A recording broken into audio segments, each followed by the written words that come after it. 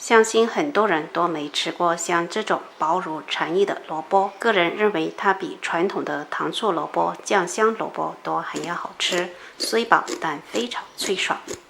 2根萝卜先去头去尾，再清洗干净，将萝卜皮削掉，不介意的话也可以不去萝卜皮。再用切刀将萝卜切成一片片薄片。削好的萝卜在灯光下均匀剔透，真的非常漂亮。想成品在外观上好看些，可以将它一片片叠放整齐，再整齐码入大碗中备用。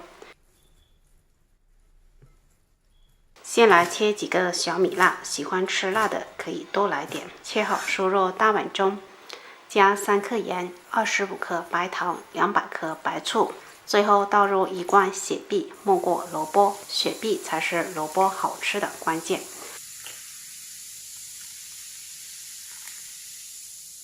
盖上保鲜膜，放冰箱冷藏腌制3小时以上。